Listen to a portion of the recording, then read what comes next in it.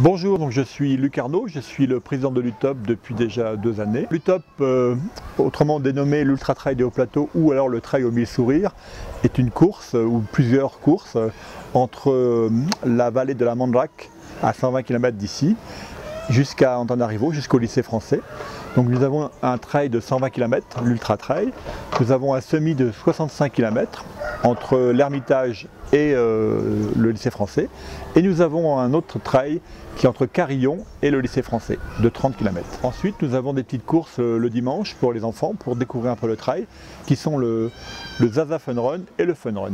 L'UTOP a pour vocation de faire connaître le trail à Madagascar. Madagascar est une terre magnifique avec des paysages magnifiques.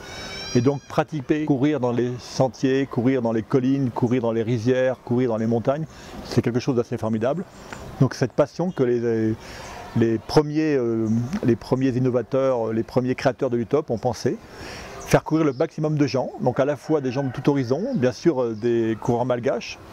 Beaucoup de malgaches aimeraient courir et n'ont pas toujours les moyens de pouvoir faire des trails intéressants, donc c'est aussi ça comme première vocation. Ensuite aussi faire découvrir Madagascar pour les trailleurs qui viennent de l'étranger. Donc c'est une double vocation. Pour les coureurs malgaches, une fois qu'ils ont gagné l'UTOP, on les invite sur d'autres courses, d'autres trails à la fois dans l'océan Indien, mais aussi autour de l'océan Indien et aussi en France, où ils peuvent parcourir avec des trails internationaux comme l'Utri4M qui est notre partenaire pour cette année. Alors au niveau environnemental, on essaye de préserver l'environnement au maximum, donc de faire un trail le plus écolo possible. Par exemple cette année, il n'y aura aucun verre distribué sur le top. On récupérera toutes les poubelles qu'on pourra trouver. D'un point de vue humanitaire ou social, on essaye d'appuyer les villageois sur l'ensemble du parcours. Donc soit par des activités sociales, rénovation de bâtiments, soit par aussi leur permettre de participer à l'UTOP. Donc des villageois sont invités à participer, ils sont coureurs. Il y a 2 ans, un des villageois a même gagné et a réussi à avoir un voyage pour la France. Comme actualité, nous avons deux grandes actualités. D'abord, cette année, avant on faisait un aller-retour entre ici et l'Ermitage, donc c'était un aller-retour sur les 65 km. Et maintenant, c'est un parcours complet qui va démarrer de la vallée de la Mandrake, qui va faire 120 km, avec des paysages très sauvages, une nature presque unique. Cette année, tout à l'heure, on a fait le balisage et on a vu des lémuriens, donc c'est vraiment une nature sauvage et luxuriante qui va être très très belle à découvrir. Et autre nouveauté cette année, c'est que nous avons la chance et l'honneur d'organiser le championnat de Madagascar de trail qui se courra sur les 30 km à partir de Carillon.